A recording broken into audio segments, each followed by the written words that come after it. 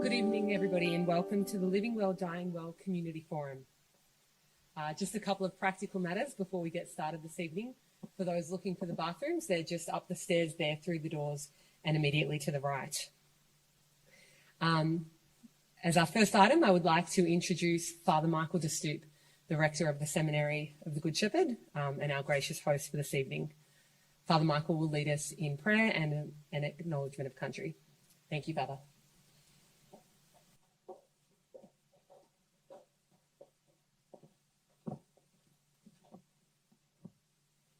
Yes, on behalf of the seminary, you are most welcome. I think it's very apt that, I think you can still hear me, very apt that, and we're very kind to make this a venue for this event, very apt that it takes place here, given that it's a place of formation for priests, and that they are indeed in the coalface of this very issue of making sure that people enjoy the dignity of both living and dying well. So we begin with an acknowledgement of country. Today we stand in footsteps millennia old. We may acknowledge the Wongal people of the Aurora Nation, the traditional custodians of the land on which we stand, whose cultures and customs have nurtured this land. We also pay our respects to elders past, present and emerging, and extend that respect to other Aboriginal or Torres Strait Islander peoples who may be present this evening. As for an opening prayer, I thought we could do no better than actually take one from the pastoral care of the sick. This puts us right there at the bedside of those who are dying, in sympathy with their loved ones, and we might imagine ourselves at that scene, but also thinking more universally and globally, thinking of all the people who are in that very special process, very special time in life, in that grace transition. So we begin in the Father, and the Son, and the Holy Spirit. Amen. I commend you, my dear brother, to Almighty God, and entrust you to your Creator. May you return to him who formed you from the dust of the earth. May Holy Mary, the angels, and all the saints come to meet you as you go forth from this life. May Christ, who was crucified for you, bring you freedom and peace. May Christ, who died for you, admit you into his garden of paradise. May Christ, the true shepherd, acknowledge you as one of his flock. May he forgive all your sins and set you among those he has chosen. May you see your Redeemer face to face and enjoy the vision of God forever. Amen. And if I may, I might just share just in beginning, the Father and the Son and the Holy Spirit. Amen. Might share just in the beginning a brief story that from my own personal experience, hopefully to kind of set the scene for what it is we want to achieve here. It relates to a time in my life when I was a young man before I entered the seminary, and I had just come back from seeing Cardinal Clancy. He was the Archbishop at the time, and it was an interview to see if he would want to accept me for the seminary. And then when I came back to my parents' house, they lived on the end of a very long driveway, a long battle axe, despite which I had nowhere to park my car, because there's cars strewn right up the driveway. In fact, I had to drive my car fairly some distance down the street because the cars were spilling out onto the street as well. And my grandmother had, in the last 3 days prior to this, been unconscious. And so when I saw this, the first thought that entered my mind was, oh, my grandma, she's died, she's passed away, or at least she's on her way. So I ran up the driveway, and she had moved into a granny flat that my parents had built in their home downstairs. And luckily she had a large bedroom because all of her children were there. She's got four children. All of her grandchildren were there. Except for one who was in the States. So she had 15 grandchildren, so 14 there. And The parish priest was there. A religious sister who had connections with the family, she was there. And the parish priest gave a lovely suggestion. He said, look, I know that she's been showing no signs of comprehension, but can I invite you to, one at a time, kneel down at her bedside, close to her ear, and just tell her how much you love her and how much you are praying for her that she can be with God in heaven and reunited with all her past loved ones. Because he said the sense of hearing is often the last sense that remains. She won't be able to show you signs of comprehension because the body is tremendously exhausted, but she will be able to hear. So we did that one by one. It was a very beautiful experience, very moving for all of us. And I was the second last to come forward, and she was like this for me growing up, always trying to urge me to consider becoming a priest. She'd ask me how I'm going to university and all these kind of things, and then she'd say, with a very convincing look but a discerning smile, but you're going to become a priest, aren't you? And I used to pass it off and say, no, where did you get that idea from?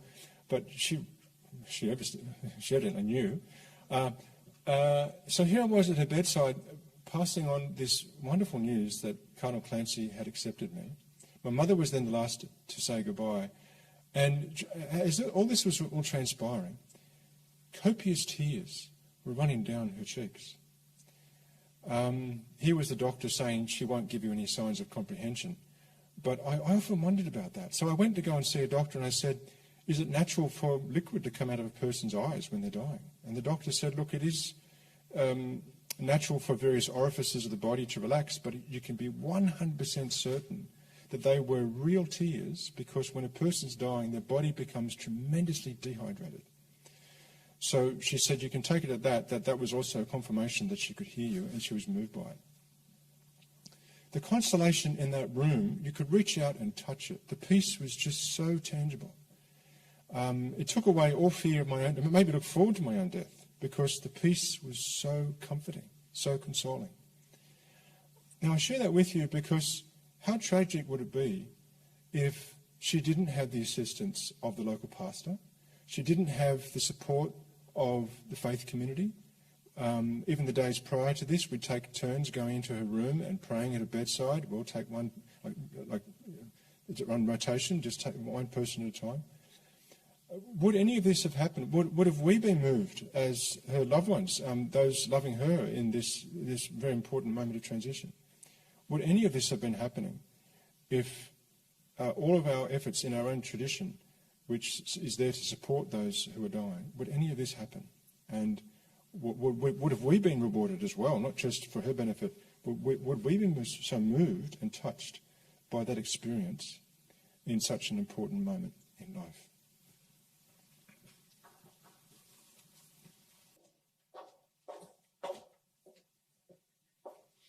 Thank you, Father Michael, for that beautiful story. I would now like to welcome Pat O'Reilly, the General Manager of Pastoral Services at Catholic Care Sydney, the project lead for Living Well, Dying Well, and our panel facilitator for our forum this evening. Welcome, Pat.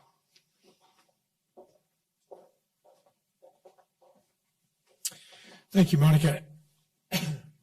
Monica and I have already remarked on the lounge and the calisthenics involved in getting up and down this evening. It's great to see so many of you here this evening, both in person and online, joining us in the live stream.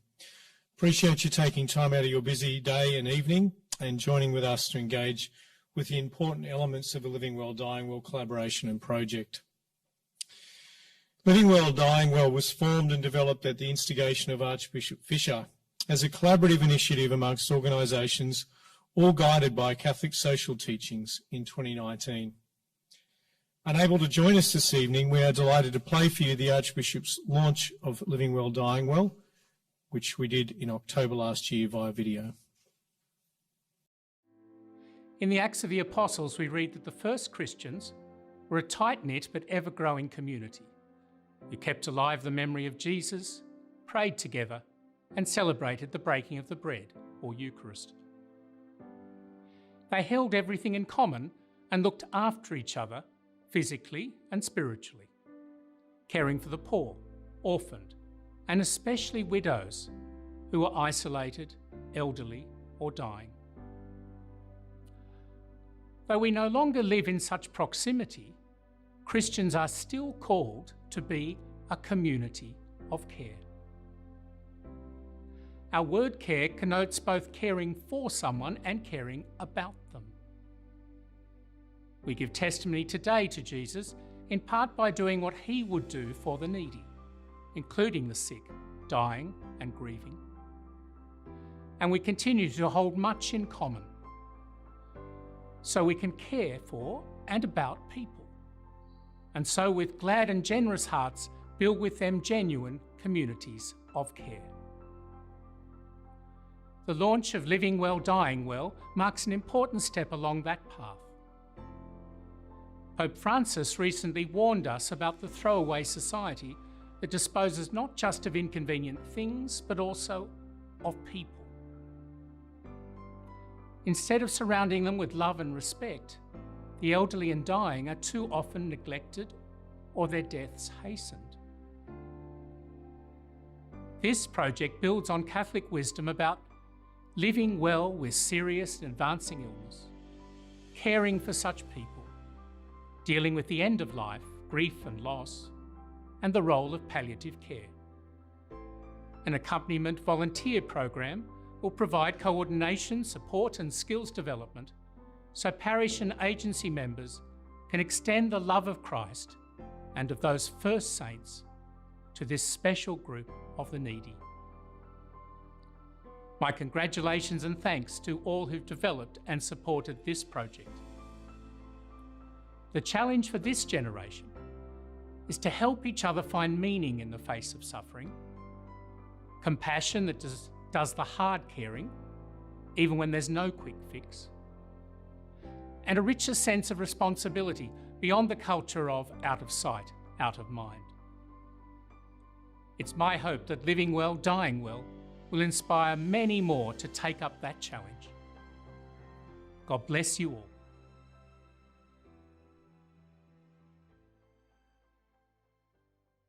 As the Archbishop reminds us, we're all called to care, to show compassion to all, especially those with serious and life-limiting illness. Living Well, Dying Well seeks to naturalise and normalise conversations about death and dying. The journey towards death is as much about getting to know yourself as any other part of life. Learning to recognise your needs, be they practical, medical, spiritual or emotional, is something that may become more acute when we are closer to our death. Being able to identify these needs is another central part of what it means to die well. Tonight's forum seeks to explore this, hearing from the wise and experienced colleagues and voices from the field. Living Well, Dying Well recruits, trains and deploys volunteer companions to support those with serious and life-limiting illness. Tonight's forum seeks to explore these elements and opportunities and launch a campaign that actively engages care, compassion and companioning. Thanks, Monica.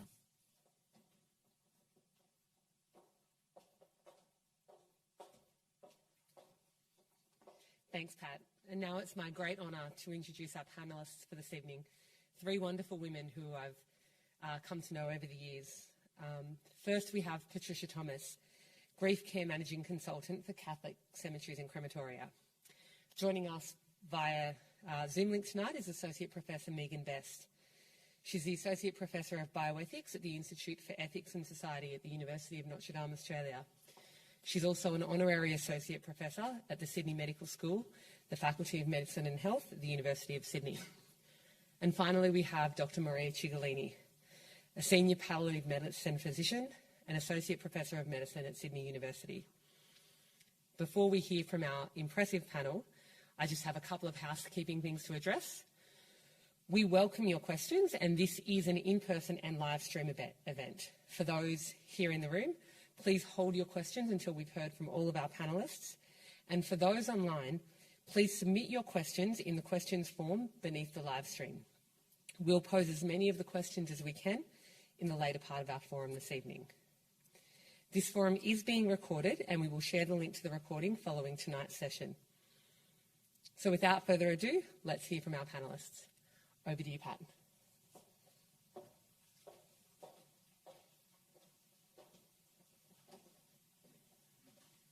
Thanks, Monica. So we begin with Patricia. Patricia will be sharing with us from her wisdom and experience as a palliative care and clinical practitioner.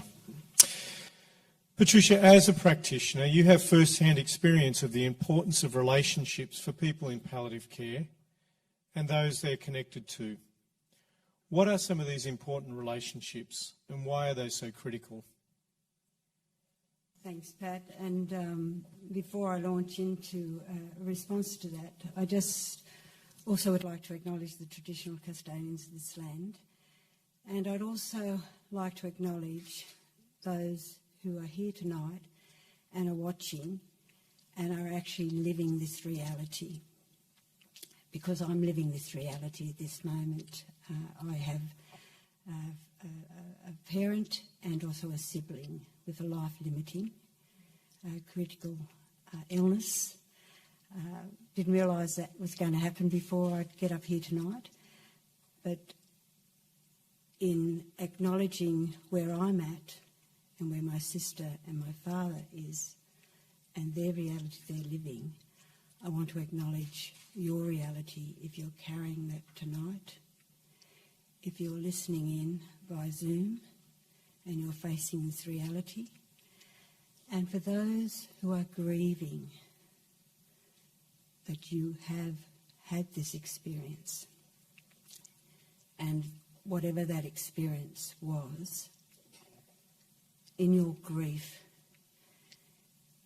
relationships and us reaching into you, whether it's happening now, in the past, or it may be something we fear will be a reality for us and our family and with our friends in the future. So I think the first thing I'd like to say is the relationships we hold are living. And then when someone is given a life-limiting or has been given a diagnosis for a life-limiting illness like cancer, that we don't go straight to it being a death sentence. And that was my own experience of actually thinking what was going to happen in the future and what that would mean for me and my family, particularly family members experiencing that. What took me straight out of that was really realising what I have taught and learnt from people in these situations, how to accompany them, and that is to be present for what they're living now and what they're experiencing now, and not to jump to conclusions of what I'm experiencing, knowing the reality that they're living is what they're experiencing.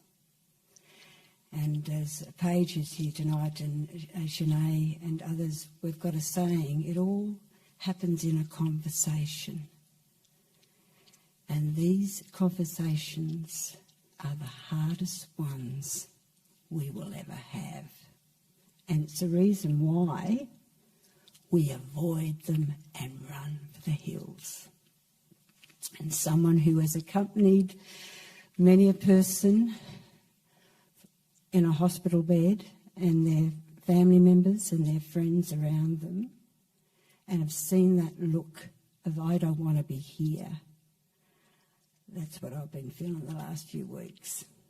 And frocking up and fronting up when it's hard, and waiting for the conversation to be initiated by the person who is experiencing, living this reality. So I think it's first and foremost to not avoid and to be upfront with what you're feeling so that the person, the family member or friend can say honestly what they're feeling. And if they don't know what they're feeling, to give them that space of silence And the times I can't be there, or we can't be there, to start rallying support for people who would feel comfortable them being with. Because I think it's also about us realising that a community is needed. Not just the family, not just the friends. And what and whom are in those communities. And not to make the assumption that the first community may not be a faith community. We would hope it would be, but it may not be. It might be their sports club, that rugby league club they've belonged to all their life. Bring them in. As with all quality care, training and support of those carers is vital. Patricia, in your experience, what is the best training and support that can be offered? I believe it starts with listening, deep listening to ourselves of what's happening. And having a companion or someone who we can unedited share what we're thinking, what we're feeling. It's only when we practice it ourselves, doing it, like for example I was saying before, when we want to run to the hills, is there somewhere we've sat down and said, I don't want to face this, I'm fearful. I've got a difficult relationship with this family member who has this life-limiting illness, and I've got to front up.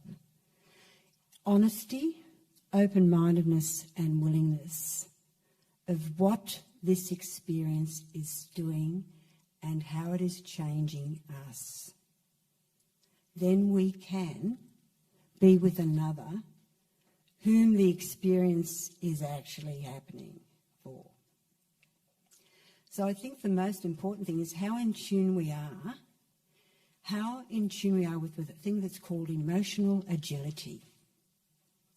Am I afraid to share with another human being the uncomfortable feelings that this experience of a life-limiting illness a family or friend brings up, and also the uncomfortable things I'm thinking? I wish they would die in the operation so they don't have to live the reality of having chemo. I'm not sure if I can stick this out with my father.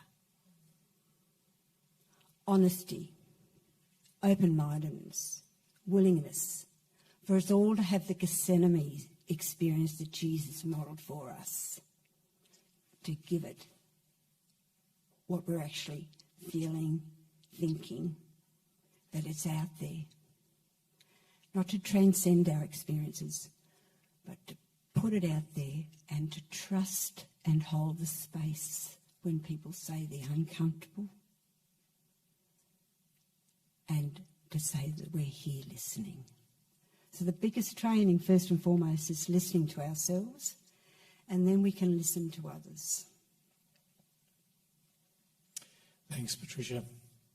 One dimension of the Living Well, Dying Well project are volunteers who embrace the opportunity to accompany another, to provide companioning for them.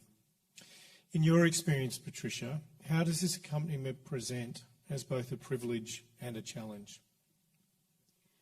Well, I'll tell you now, the best spirituality, the greatest formation, spiritual formation, theological formation I've had is accompanying those with life-limiting illnesses and also their family members and friends, of witnessing their struggle, of learning where they draw their resources from,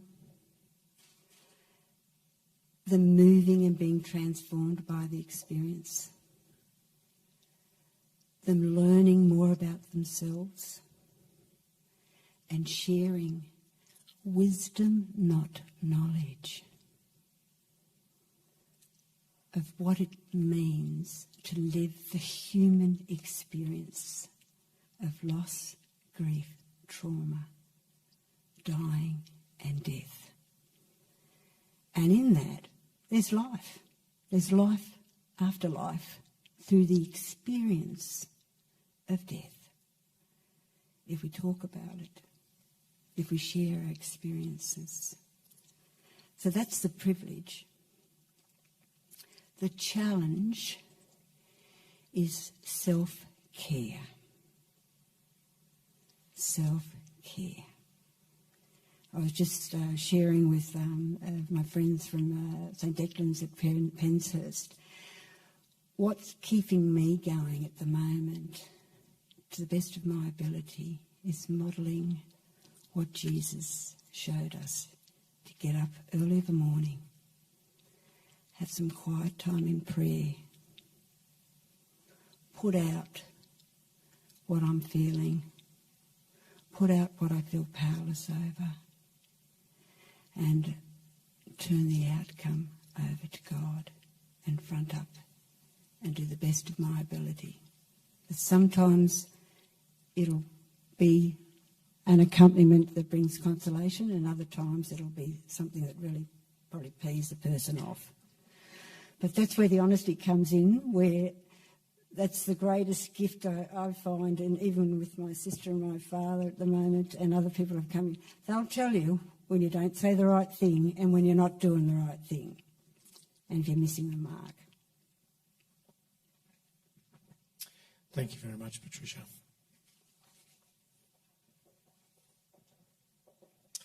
We're going to move now to hear from Megan, who's joining us from Canberra this evening. Welcome, Megan. Good evening. Tonight we're going to particularly draw on Megan's wisdom and experience as an academic and from her philosophical and ethical perspectives. Megan, in your experience as a researcher, a bioethicist and palliative care physician, what are the barriers to many people seeing and understanding death and dying as a natural part of life? Thank you, Pat. I think there's a lot of fear of dying in the community. Some of this is due to the unfamiliarity of death. Death used to be a familiar experience, but it's gradually become more medicalised and private. Medicalised in that our loved ones die in institutions rather than at home, and more private in that it's managed by just a few friends and family. And since death is no longer recognised as a social affair with an accepted form of conduct, community support of the dying process, which was once the mainstay of coping, has been eroded. And as a result, we don't know how to die properly anymore. We're uncomfortable discussing it, and we've lost our traditions in the West. I think we could be taught to die by example, but few of us have seen examples. Most members of the public have never seen a corpse. And in our community, the fear of dying is further promoted by numerous media accounts of pain and misery experienced as life draws to a close. This has been particularly true during the euthanasia debates over the last few years in Australia. And as a result of this fear, we just don't talk about death. And most people don't know what actually happens when someone dies.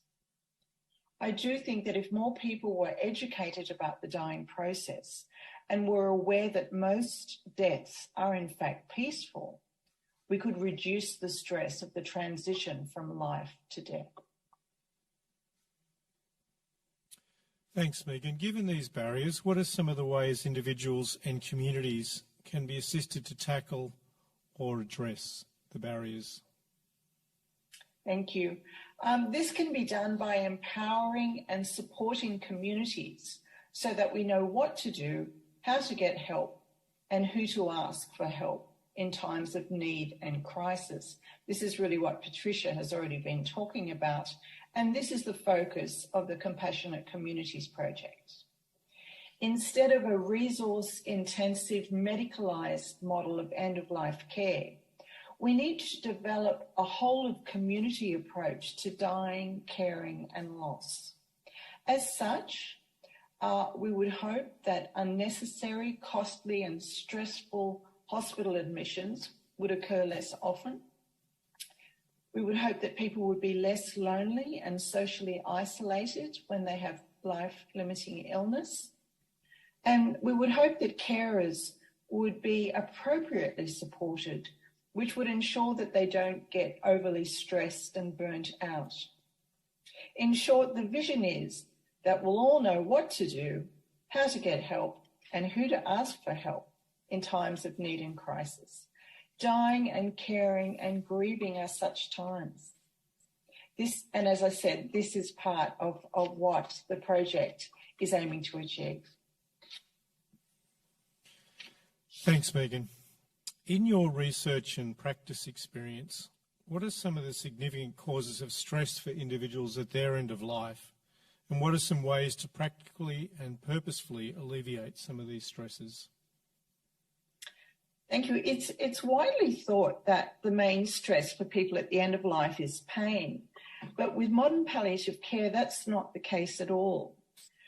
We know that the diagnosis of a life-limiting illness is often a trigger for the raising of existential questions which require that person to seek meaning in their experience. Questions such as, why me? What is the purpose of my life? What will happen after I die? How will my family cope without me? The awareness of your own imminent death can be difficult to process in a society such as ours, which is youth-obsessed and death-denying. Most people have long ignored the spiritual dimension of life long before they have to face these questions for themselves. They're unprepared and they're scared. My own research has shown me that much distress at the end of life is not physical, but existential or spiritual in nature. And spirituality in healthcare describes the way people engage with the purpose and meaning of human experience. Meaning making, understanding the meaning of what you're going through, contributes to your spiritual well-being. Strong faith also will contribute to your spiritual well-being. And research has shown that if you have a high level of spiritual well-being, you'll have a good quality of life, even if you have a high level of physical symptoms. So spiritual well-being is as important as physical well-being when it comes to your quality of life at the end of life. So people with high spiritual well-being allows them to approach death with a sense of the value of life and a sense of fulfillment in life and a sense of peace. And I think this demonstrates the importance of spiritual care at the end of life, which is another aspect of the Living Well, Dying Well program, which I highly commend. Thank you. Thank you very much, Megan. Let's move now to hear from Maria.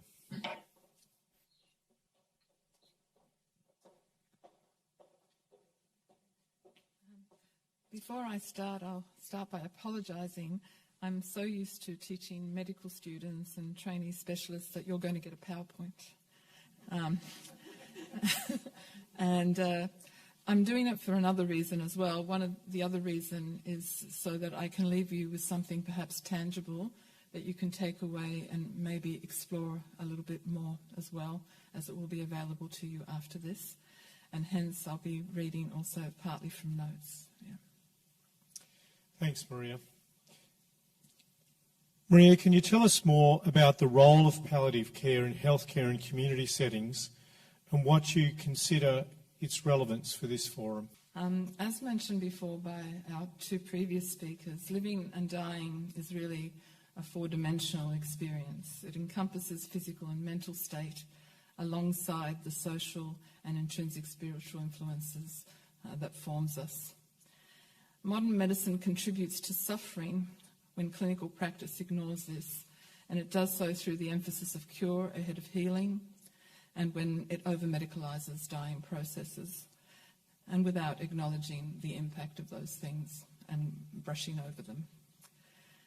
Palliative care or palliative medicine encompasses a philosophical movement as well as person-centred clinical approaches which aim to address the impacts of life-limiting illness and suffering using a biopsychosocial model, and which is inclusive of chaplaincy and trained volunteers.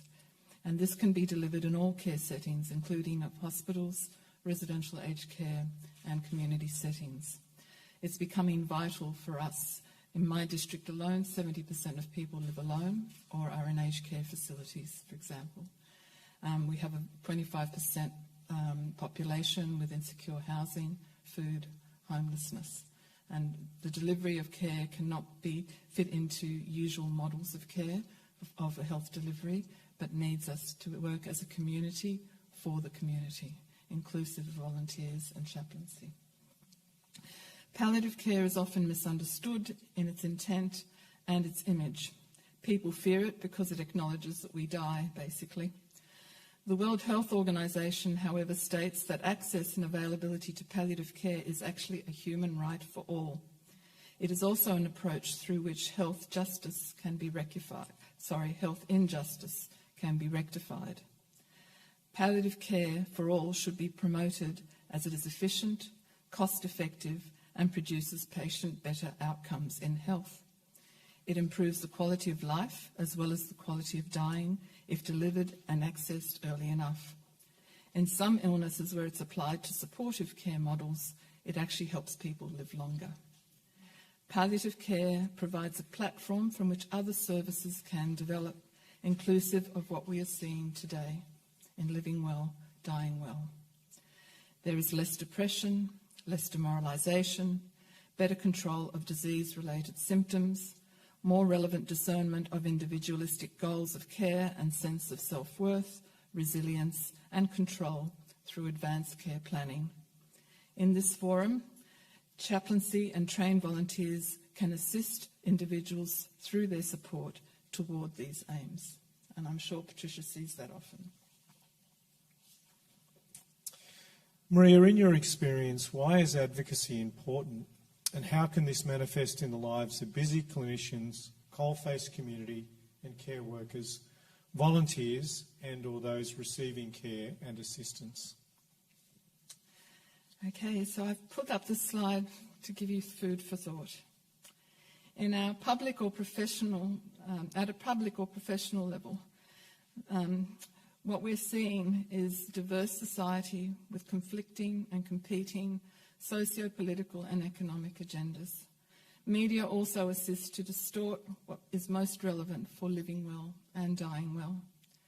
So what advocacy does, it helps deliver awareness of what the true agendas and real needs of our society is, and the values that we should be aspiring to as a society to ease suffering and deliver the care for our citizens with mental and medical illness, age conditions and disabilities. Advocacy allows us to bear witness in a pluralistic society through our actions, involvement for effective messaging. So for me, advocacy for all of us is to be examples of living parables. And as it was said in Mark, but for those outside, everything needs to be treated in parables, so they may see but never understand, so that they may hear but never take in case they change their minds and get forgiven.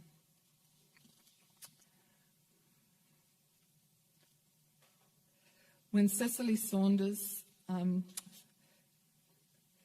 a public and professional level, these parables include education of the general public of what programs and services are of real value to address suffering at the end of life, organisational, representative and political involvement in lobbying, policy and funding spheres, and peak body groups and professional societies attempting to deliver awareness and services, research, sustainable modelling and quality assurance, for example, through Palliative Care Australia and Catholic Healthcare Services. It requires proactive media presence to counter the minority voice that often comes through with injustice and lack of truth. It requires a delivering of awareness even to our own colleagues by our actions within our existing structures.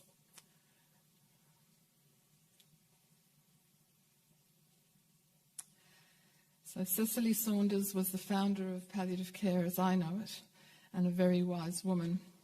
It was she who said that we need to go around and see what is being done, then see how our own circumstance can produce another version.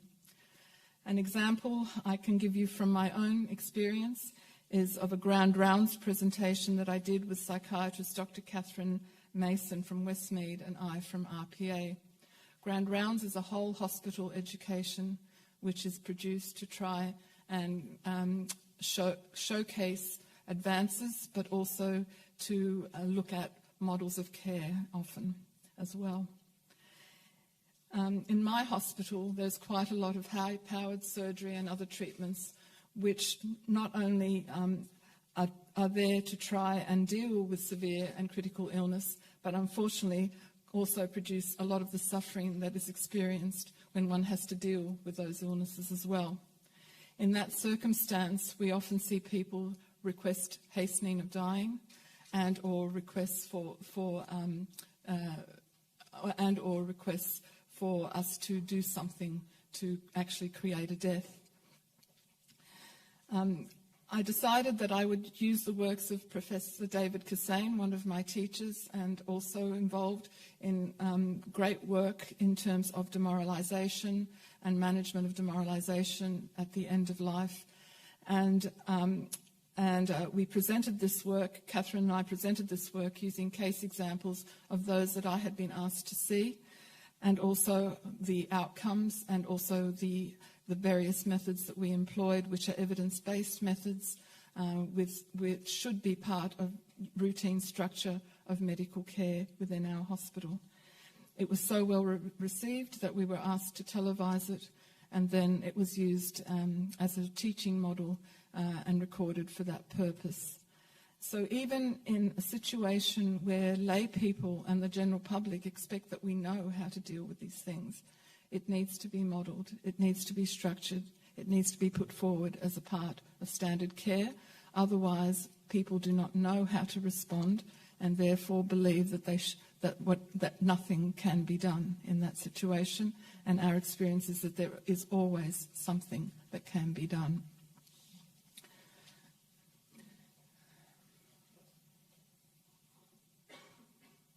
Thanks, Maria. Maria, can you describe what advocacy requires from us on a personal and professional level in caring or accompanying for those under duress at the end of their lives? Okay. Can you give us some examples of areas volunteers and care workers can particularly assist when people find themselves losing hope or fearing what lies ahead?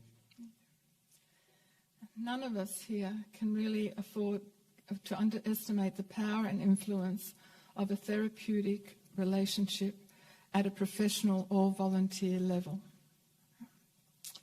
A positive therapeutic relationship can lead to healing even when suffering and distress seems insurmountable.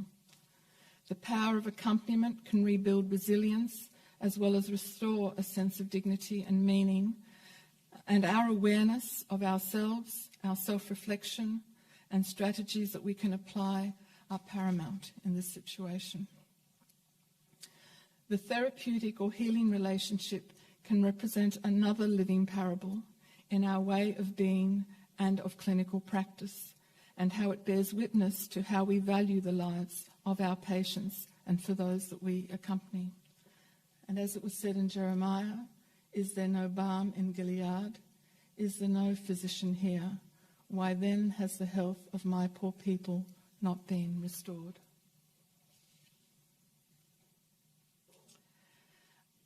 A healing relationship requires self-awareness and reflection, inclusive of our prejudices and the times that we have been ineffective. It requires training and of practices and communication styles, and at times it requires supervision. We need a systematic approach or strategies to deal with those with depression, demoralisation or losses, or expressing loss of meaning, control or dignity in their lives. It requires awareness of what else can be offered beyond the individual.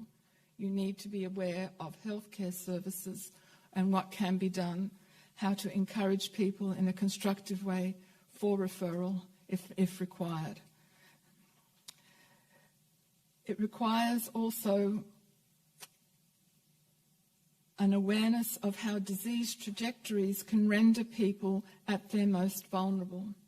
For aged, as they lose independence, for cancer patients as they face negative diagnoses or bad news. And we then can accompany these people appropriately with the appropriate strategies at these times without judgment or overlay. And also it assists us to not struggle with what we have to offer for them as well. As examples here, I present studies done in Australia and Canada showing that the desire to die in cancer patients was linked to a sense of burden to others, with poor family cohesiveness, with a high likelihood of depression, and then, to a lesser extent, with ratings of pain. In Professor Brian Kelly's study of interest, it was also shown that clinician factors were also associated with a persisting desire to die. Patients who saw clinicians who were not psychologically or palliatively trained or who harboured pessimistic views about the patients were more likely to persist in that desire. Professor Harvey Chochanov's study was interesting in that simply the interest of the researchers in the patients demonstrated a fluctuation in the desire to die over a very short period of time of 2 weeks, just by the patients being in the study without any intervention. Further, that study demonstrated that with intervention, the desire to die was much less and even so closer to death. I'm now out of sync here. Thank you.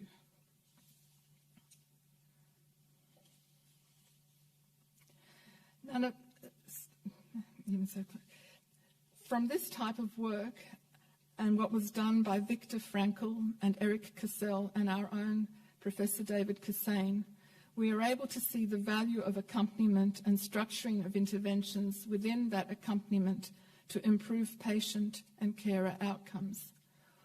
All clinicians, support organisations, chaplaincy and volunteers can deliver such interventions through their awareness of what strategies can be utilised, even in a reactive or brief manner. And I'm sure you've experienced that, Patricia and Megan, extensively. Awareness of strategies or their components as part of accompaniment assist a healing relationship to develop, and for those who are accompanied to feel their sense of resilience, dignity and meaning restored, and to regain some control again over their lives. For example, the use of dignity inventories, such as that produced by Harvey Chochanov. Next slide.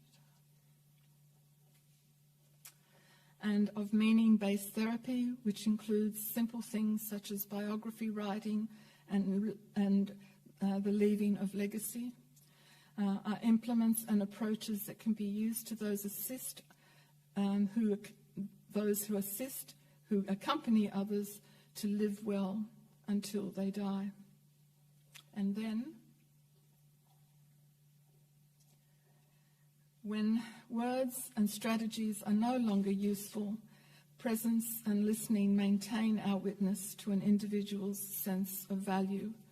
And as Dame Cecily Saunders said, if we come together not only in our professional capacity, but also in our common vulnerable humanity, there may be no need of words on our part, only the respect and concerned listening. Thank you. Thank you, Maria and Patricia and Megan. I think we've been the great beneficiaries this evening of your insights and your wisdom and your passion.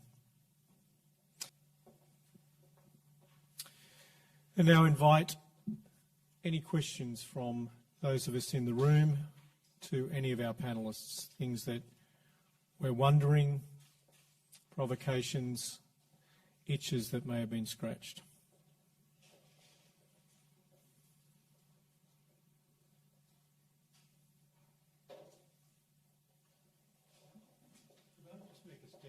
questions? I'd just like to make a statement in support of palliative care and the necessity to get it out there that it's such a positive way of looking at the end of life. Personally, I worked for 10 years in a major Sydney hospital, and in that 10 years, part of my duty was to visit the hospice, and an average of 35 people passed away every month in the hospice. I would say that I didn't minister to the 35 as a partial carer, but even if I did to 10, the amount of people over 10 years, I'm not good at mathematics, but if you work it out, I have never ever been asked to facilitate end of life with anybody, never. And to my best recollection, the only time I've ever seen someone pass away, and I would say under some stress, and I mean it was some stress, and I don't know medically why, but there was only one. And that's in 10 years of service. So that's my lived experience of palliative care. And in a way, I would advocate whatever we can do when we're talking about euthanasia and everything else, palliative care is the missing piece that I don't think we're maybe doing enough to get it out there. I don't know how you do it. I think but that's my lived experience. Thanks, Michael. Thank you for that comment, Michael. And I think Megan and I would attest that if a patient is given to us early enough, that's the other issue. Often we are called at the 11th hour as people are dying, and the experience remembered by relatives and others is that they just died with us there, you know. So sometimes it's... So I think Megan will attest that once... Sorry. I think Megan will attest that once, if our care is delivered early enough and also delivered appropriately, because some people don't really understand what true palliative care is in terms of symptom management delivery, then that is almost overwhelmingly the experience. I do see a lot of death under duress, and I have a brief story to say there. I was called down to the emergency department about a month ago to a patient who was dying very acutely with a ruptured bowel from cancer and bleeding. And the family was gathered round and not knowing what to do. It was in the only single room we have in the emergency department. And the staff were floundering as well with how much medication to give, how quickly, as well as the fact that people hadn't said their goodbyes to him yet, and the fact that he was requesting chaplaincy as well. So it was a situation where it was quite severe and everybody was distressed, staff and patient and family around him. And what we did was, I'll mention Father Denai came down from the church, and whilst he was administering last rites and everybody was praying, I was injecting and injecting and injecting until I found the right mix and amount of medication to give. And then the family were concentrating on the prayers and the other aspects of what was happening in the room, rather than just me continually injecting their screaming son. So it was a situation where without chaplaincy, I would not have the environment that I could actually deliver the care that was needed for that family. Yeah. Thank you, Maria. Any other questions from the floor?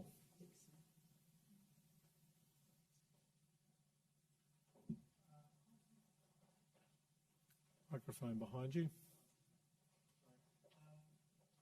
I'm a volunteer at a nursing home, and my mum was in a nursing home for over 8 years, and I was privileged to be able to go in even when, external problems. What resources are currently available to develop volunteers so they can contribute? Because it's a pretty awesome sort of thing to do. So currently, what's available? I might take that one. We've developed some foundation training modules as Catholic Care, and there are 7 modules in that initial training. So we're actively recruiting volunteers, those that are seeking and have got both the opportunity and the inclination to take on that role of companioning. we have a number of volunteers who have been trained and they're waiting to be deployed. If I could just add to that, Patrick, I'd like to advocate that we reclaim clinical pastoral education and really broaden clinical pastoral education to our parishes, parish personnel, to seminarians. Father Michael mentioned how they're at the coalface. Clinical pastoral education, pastoral care is not only a theological practice, it is also known as a secular practice that involves honing people's innate skills of listening, companioning and belonging. It has been minimised, clinical pastoral education, over the last 25 years. We have in Sydney one of the best CPE centres in the world, I'd say, at St Vincent's. I'd like to see, and I know others would like to see, clinical pastoral education centres actually enlarged, and not only catering for hospital, but also for nursing homes and also for schools, any community, because there is not one community that's not touched. We talked about relationships when there is a death or someone's been given a life-limiting illness. So the volunteers need support, and the foundational units that have been developed in this program are excellent. However, there is also a need for parish personnel and personnel in any community to have the clinical skills and the training that they can model for volunteers who don't have that opportunity. So I think clinical pastoral education and pastoral care. Well-being is not pastoral care. Thanks, Patricia. Do we have any live stream questions, perhaps, as we get towards winding up?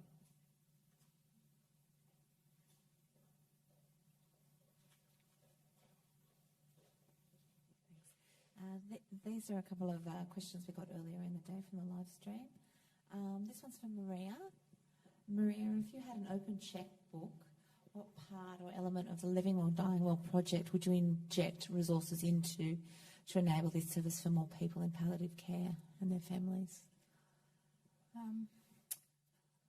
I think there is a very pressing need for more pastoral care and chaplaincy and volunteer services in aged care facilities. We should be ashamed in Australia how much money we spend on aged care, how little money we spend on aged care. And the federal government should also be ashamed for how much money it invests in palliative care, a mere fraction of what it should be. So I would be stating, if we're looking at what we need, even though we do need more professional and specialised palliative care, we need to actually empower communities to provide through a structured form with the assistance of these organisations and Palliative Care Australia, who have excellent volunteer development resources to actually train and improve the palliative care training even of the carers within aged care facilities as well as volunteers. So I think that is one of the biggest needs in our society at the moment. Yeah. Thanks, Maria. And perhaps one more, Camille. Patricia, you may have answered this to a certain extent, but this is a question we had. At some point we will be called to draw upon and discover the internal and external resources when we experience loss, grief, trauma and bereavement. How can accompaniment assist us and others to do this well? I think the accompaniment, and another, I suppose, hobby horse I have is, and it was mentioned by Megan, for us to be more open about grieving. And not only grieving or potential loss of a human being in which we're in relationship with, but the many losses and changes. Grief simply is change in which adjustment, things are different, our worlds and another person's world has changed, and how we listen, and I say again, the uncomfortable feelings and thoughts and the ways in which through trial and error we show each other vulnerability and fragility. We don't get dying right, we live. Dying, grief, loss, bereavement are human experiences, not problems to be solved. They're to be lived and shared. And as I said, a wisdom gained from it. And us drawn more closer through experiencing and articulating and navigating and sharing our own suffering, we can then be with another person in their suffering, and we then receive the gift of compassion.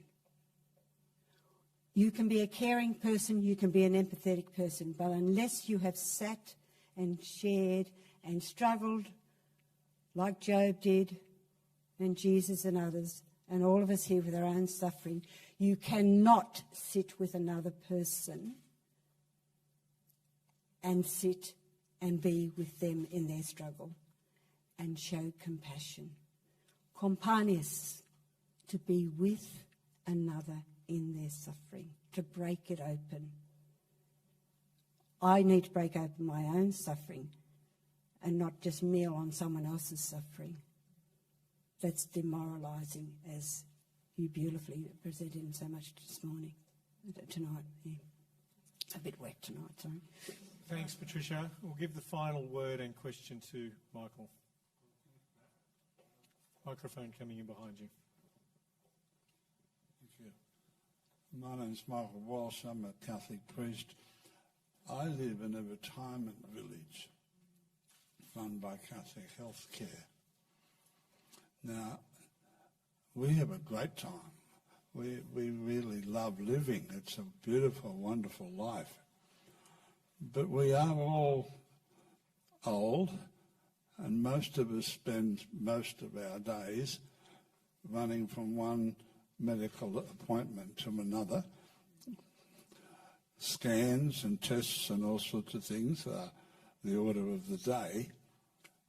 And we are, of course, at an average age of 80, aware more and more so of our own mortality. And we know that we're going to be in this stage, this next stage.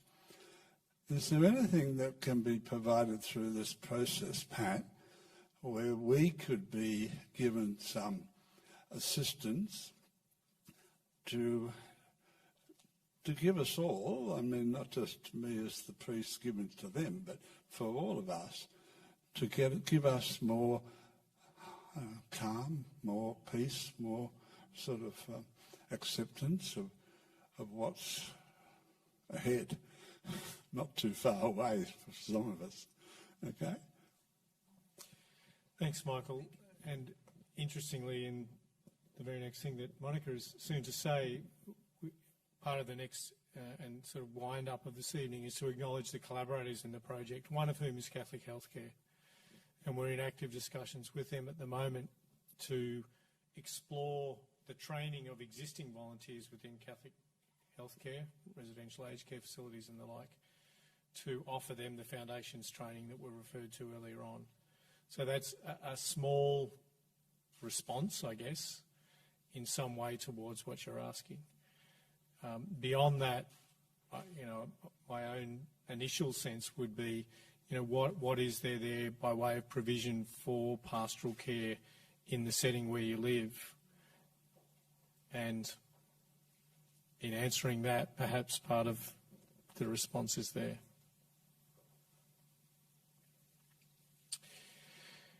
Ladies and gentlemen, I'm going to ask you to acknowledge the great wisdom that we have been the beneficiaries of this evening. So thank you to Patricia, to Megan from afar, and to Maria. If we can put our hands together.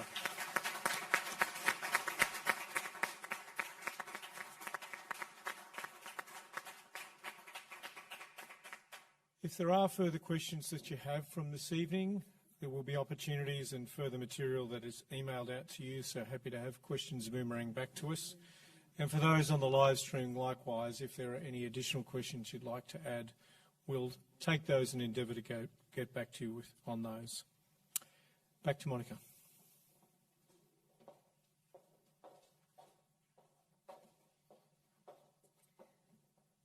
Thank you, Pat, and everyone.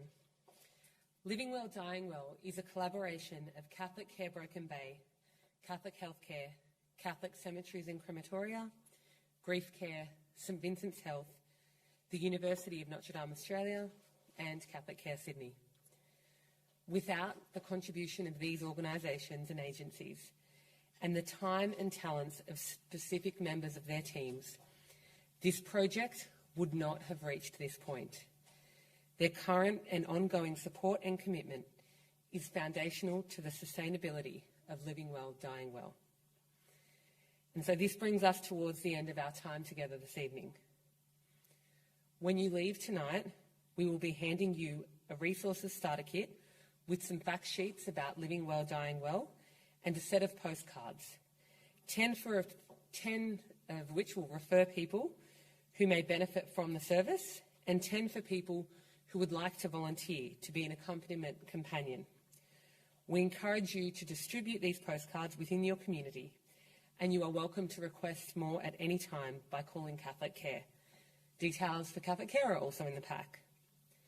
For the next 6 months, we will also be sending you a monthly email with links to resources and relevant information, including social posts, which you can share on your own social media platforms, and a range of other fact sheets, which you can either download and print out or download and email to people who you might feel might benefit from this information. For anyone joining us remotely, we also encourage you to contact us if you would be interested in receiving your own resource starter pack. As we come to the end of tonight, what we are really asking you to do is to start some conversations in your community about death and dying, with the aim of normalising these types of conversations, rather than as people seeing them as subjects to be avoided and to be feared. By talking about them and sharing the resources we provide to you, we can all help people who are experiencing serious and life-limiting illness and their families through what can be a very difficult time. Together, we can provide the vital support, information and resources that they need to assist them to die well, connected with God and at peace with others. If anything from tonight's forum has triggered something and you feel the need for support, please contact Lifeline on 131114.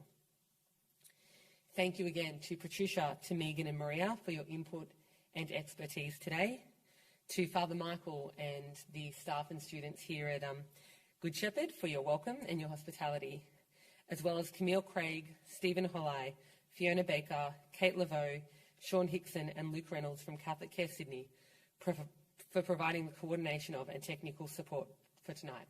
And also thanks to Pat for being our wonderful facilitator this evening. Again, thank you all for joining us this evening, whether in person or online. We hope you have gained some valuable insights from our forum. In the Gospel of St. John, Jesus offers us life to the full. We hope that the Living Well and Dying Well project will assist many to taste, to experience this fullness in living and dying. Thank you, everyone. For those of you here in person, please stay on for some tea and coffee and some refreshments and further conversation. To those online, I bid you all a good evening. Thank you very much.